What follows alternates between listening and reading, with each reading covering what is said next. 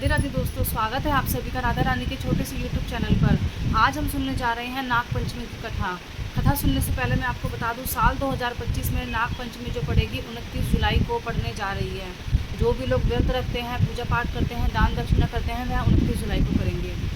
नाग पंचमी की कथा शुरू करते हैं। एक नगर में 7 भाई रहते थे। सातों भाई विवाहित थे, सबकी पत्नी थी।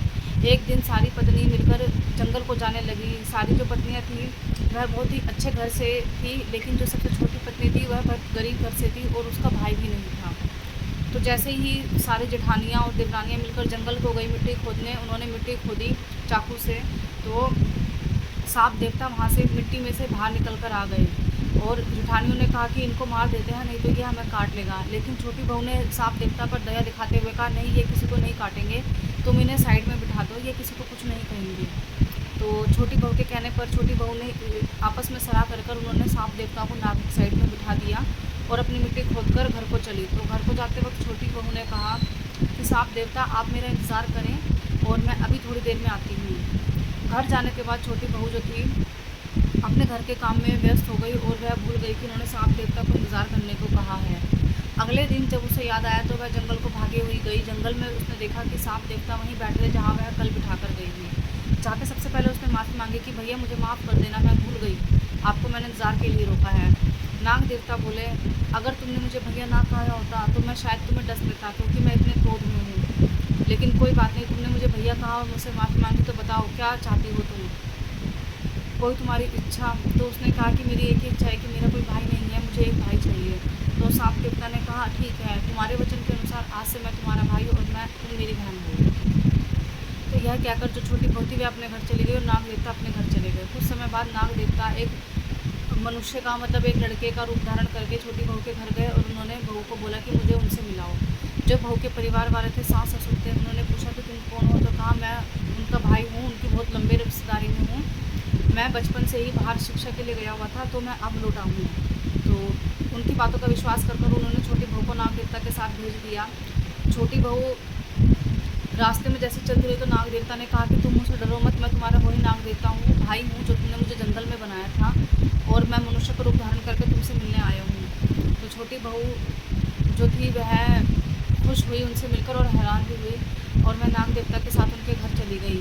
नाग देवता जब उन्हें अपने घर लेके गए तो देखा उनका घर जो था बहुत धन दौलत से भरा हुआ था। नगर, हीरे, मोती, पन्ना, रत्न, मणियाँ सब उनके घर में जड़े हुए थे। नाग देवता जो थे अपने घर में लेके गए, उन्होंने अपने माता और पिता से अपनी जो बहन को मिलवाया और बहन को अपने जो उनके पास धन दौलत थी वह उनको दी उपहार के रूप में।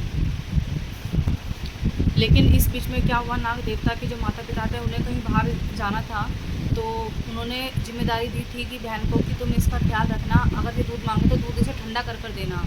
बहन जो थी ठंडा दूध करना ठंडा भूल गई और उन्होंने गर्म दूध सर्प को पिला दिया, तो जिससे कि सांप की जीभ जल गई, जिससे कि नाग देवता की जो माता थी वह बहुत क्रोधित हुई। लेकिन नाग देवता ने अपनी माता का गुस्सा शांत कराया और उन्हें बोला कि यह इन्होंने जानकर नहीं किया, इन्होंने क्षमा मांगी है।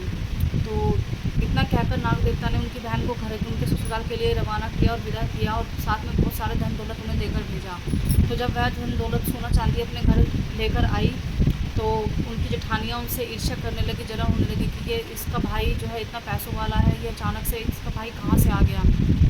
तो एक दिन नाग देवता स्वयं उनके घर पर आकर भाई का रूप लेकर उनके घर आकर उनको हीरे, मोती, पन्ना दे के गए, रत्न दे के गए, एक हीरो का हार दे के गए, जो हीरो का हार शायद उस नगर में किसी के पास भी नहीं था। तो जब जो बातें फैलती जब नगर के राजा के पास और नगर की जो रानी थी उनके पास ये बात पहुंची, तो नगर की रानी ने राजा से कहा कि जो सेठ की सबसे छोटी बहू के पास हीरे मोती नगों का हार है, मुझे वही हार चाहिए।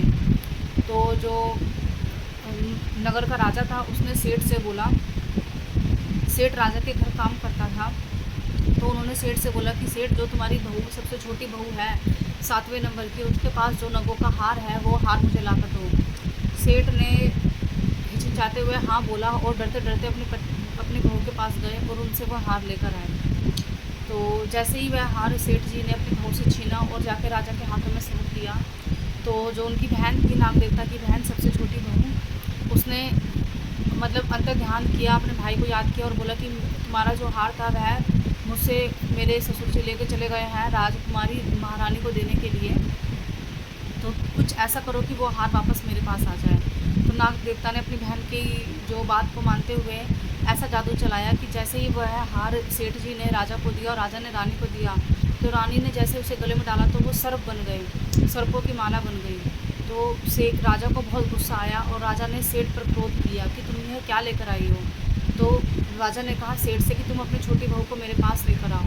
सेठ अपनी बहू को लेकर गया। राजा ने पूछा कि तुमने कौन सा जादू करके भेजा है इस हार में, यह माला तो सर्प की माला बन चुकी है। तो छोटी बहू ने बोला कि यह जो है मेरे भाई का दिया हुआ उपहार है, यह अगर किसी और के पास जाएगा तो सर्प की माला बन जाएगी, अगर मेरे पास रहेगा तो मैं यह सिर्फ मोती और हार ही, हीरे का हार ही रहेगा। तो राजा को जो है उसकी बातों पर विश्वास ना हुआ। राजा ने कहा लो तुम इस हार को पहन के दिखाओ। तो जैसे ही छोटी बहू ने रानी के गले से वह सर्पों की माला उतारी और अपने गले में डाली तो वह हीरों का हार बन चुका था। तो राजा को छोटी बहू की बातों पर विश्वास आया और उन्हें सच कहने के तौर पर बहुत सारे धन दौलत दिया राजा ने। तो जो राजा ने धन और दौलत दिया था छोटी बहू को, वह और वो जो हार था उनके भाई का दिया हुआ, नाग देवता का दिया हुआ, वो सब लेकर अपने घर को वापस आई। तो जेठानी जो थी उनसे और ईर्ष्या करने लगी कि इसके पास इतना सारा धन आ रहा है, राजा ने दिया, इसके भाई ने दिया। तो उन्होंने उसके पति को सिखाया कि तुम्हारी पत्नी इतना धन दौलत कहाँ से लेकर आ रही है, इनसे ज़रा पूछो।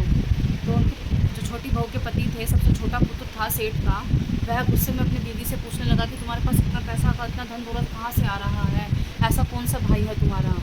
तो जो छोटी बहू थी नाग देवता की बहन, उसने दुखी होकर अपने भाई को याद किया।